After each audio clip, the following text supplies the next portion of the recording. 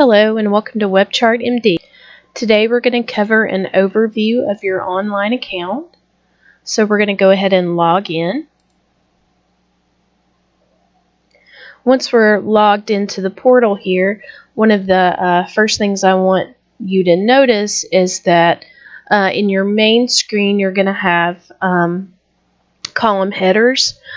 These locations for these headers can be customizable, so you can move these to whatever location you want them to be in, whatever will suit your needs best.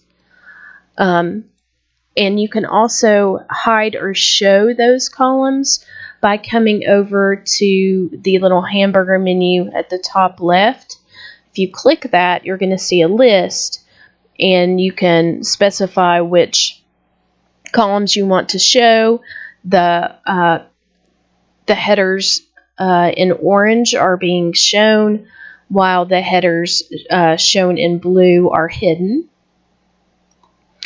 Again, any customizations you make to this main screen will be saved until your next login. Okay, so first let's look over here in the left-hand pane. And if we look at the top, we're going to see your facility, and then we're going to also see some subfolders. Underneath this main facility folder, we're going to see the specific providers. So the difference in the main folder and then the provider folders is that if you click on the provider folder, then you're going to only see the documents and or audios for that provider rather than seeing all of them as you would under the main folder. We'll stay in the main folder today because all the subfolders are the same.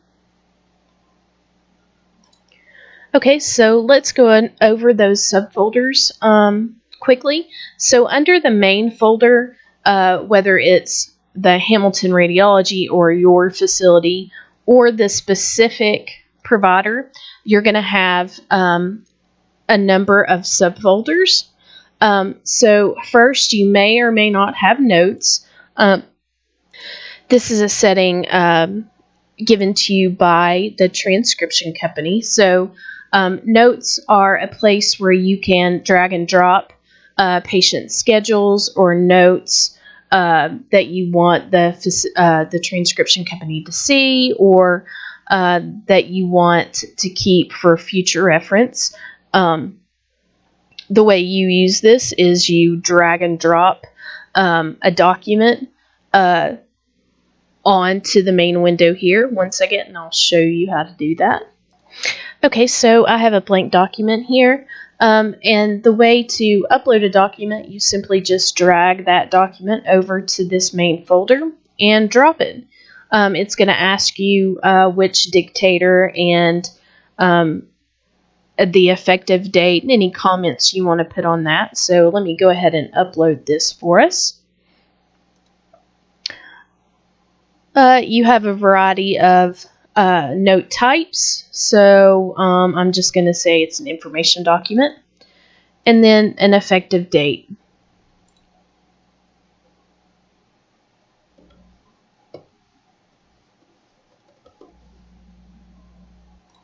And any comments. And then upload. And then you can see that that is your uploaded note there. The next subfolder we have is pending. Now, the pending files listed in the pending folder are audio files that have not been transcribed yet. So any files that you upload from a digital recorder or any files that the provider dictates over the phone will be listed here. And normally they will be listed with no demographic information that will begin to populate as the transcriptionists type the document. But if your facility does have an ADT feed, then you may see demographic information that has been populated through that ADT feed, such as these files here. Some things that you may want to know for the pending folder, if you've uploaded the audio file under the incorrect provider, you can change a provider. So you'll simply select the file, then come up and click Change Dictator on the on the toolbar at the top. Then select the correct provider and say Change. If you need to change the turnaround time and make it a stat file. So if you had a standard file such as this one here, you would just come up here to the toolbar, click Change TAT, and change it to whatever TAT that you need. And you can see that's changed to a 1 hour stat. Those are the two most commonly used tools in this folder. If you do have an ADT feed and you need to change the demographic information, you're going to click the file, come up to Case Info where you can edit that information. Again, you won't use this if you don't have an ADT feed because the transcriptionists are going to be populating that information for you. The next folder we're going to go into here on the left-hand side is the inbox.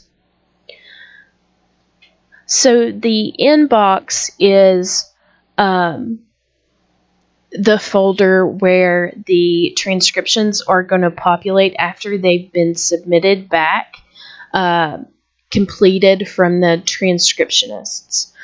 So these are non-edited documents. Many facilities will use this folder as a workflow queue where they'll edit documents and then finalize them, or the providers can e-sign them from the inbox before they go to the final folder.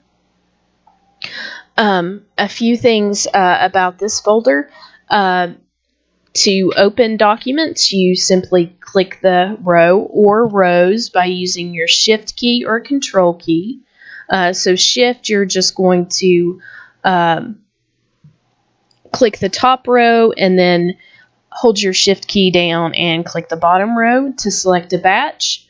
Or you will you can press your Control key and select specific files that are not in sequential order. You can also use your mouse to click the top file and then drag your mouse down to select more than one. So any files that are highlighted, whenever you click the actions on the toolbar at the top, are going to open or print or finalize. Let me show you how you're going to open a document. So I'm going to click the top file here, and we're just going to click Open. If you're in Chrome, Chrome's going to ask you to use the document handler. That's a safety protocol for Chrome. So you're just going to click Open. And then that document is going to open in your version of Word. Okay, once that opens, you can review, you can make any edits if you need to. Let's see, let's change this to 8. Any edits that you make will be saved after you close the document and are asked to save. So you click Save there. That's saved back to our database, so the next time you open this document, that edit will be present. And as we can see there, the edit that I made is present. You can print. So to print, you're just going to highlight the job or jobs that you want printed and click Print. That's going to be printed to your local printer.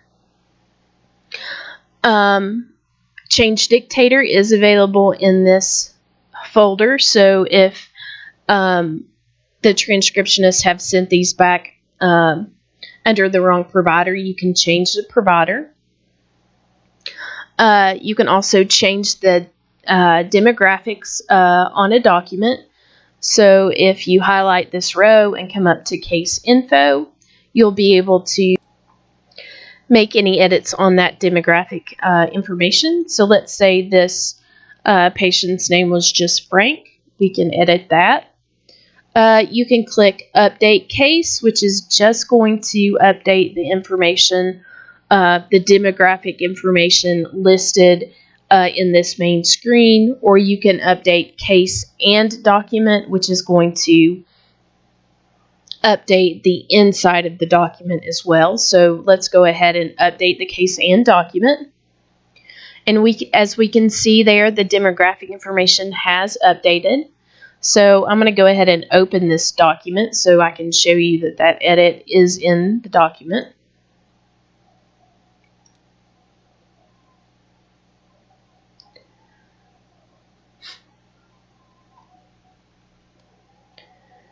And as we can see, the document has updated as well.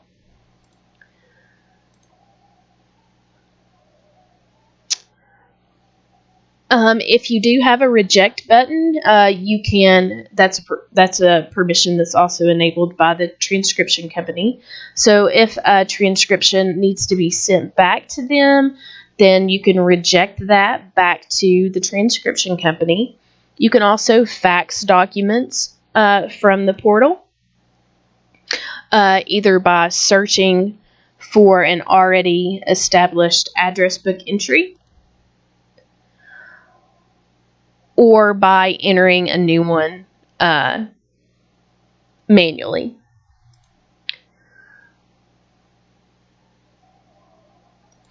Once you've made any edits and opened and printed the document and you're ready for that to move to the final folder that will be used as an archive, once all of your work has been done on these, then you can click Finalize in the toolbar at the top, and the system will just confirm that. So you just say Finalize,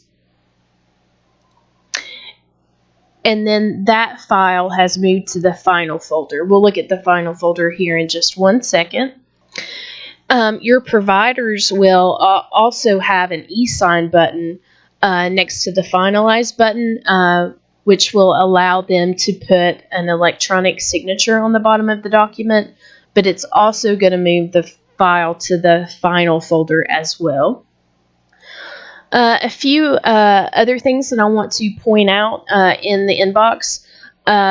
You have some columns that are going to indicate whether a file has been opened. So as you can see, we have these blue dots on all of these files. That means that they have been opened within the portal. We also have printed, faxed, interfaced, and locked. The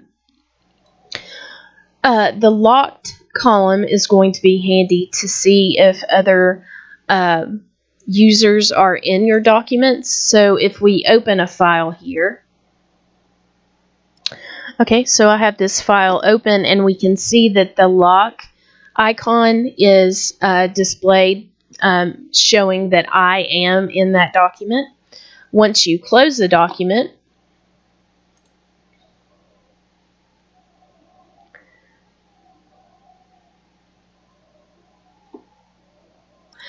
you can see that that lock goes away.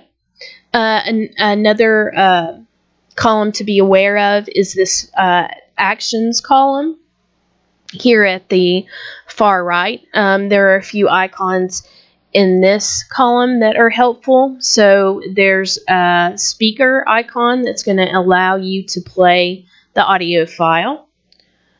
You have a document history. So this is going to show you anybody that has touched this document and what they've done. Oh, I'm sorry. This is the document history, so you can see all of the iterations of the document. If you need to go back to a previous iteration of the document, you can actually restore that document. And then you have the audit trail. The audit trail is going to show you anyone that's had any actions on the document and what they were.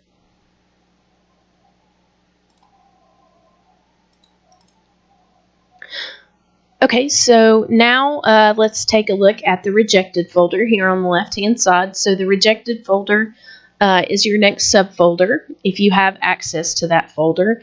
And this is just the transcriptions that you have rejected back to your transcription company.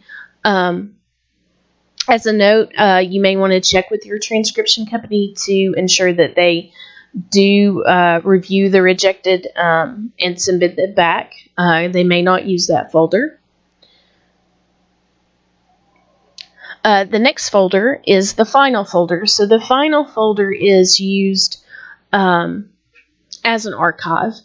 So any transcriptions that have been e-signed or finalized will show in this folder. You'll have many of the same actions on the toolbar at the top.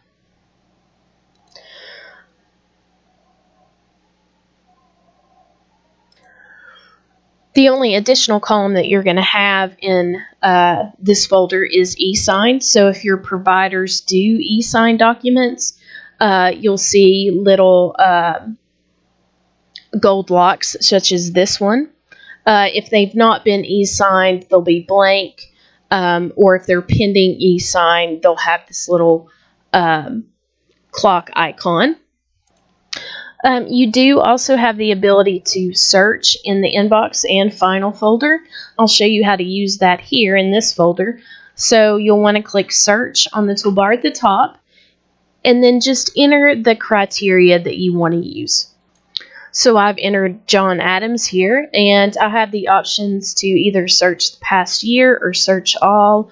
I'm going to just search the past year here. And then we can see that we have a result that populated back.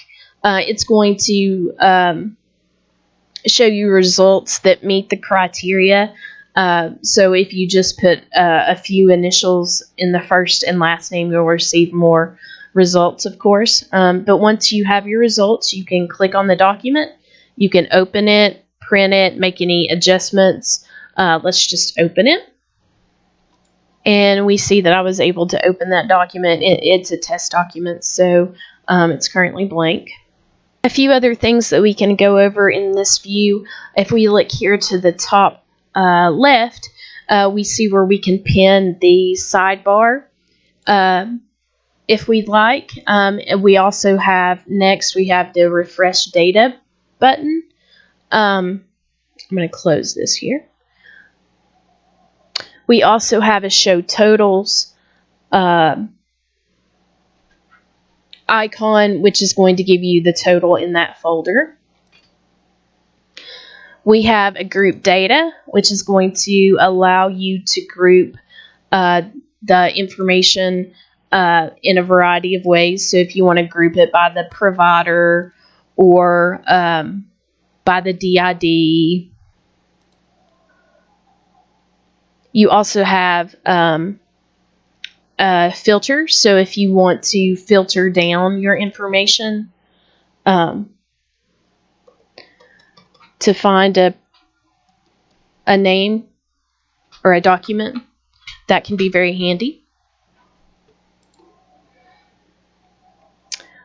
And the last filter I want to go over is you do have the filter, or the ability to filter down the provider here in the left-hand pane just by typing the name of the provider.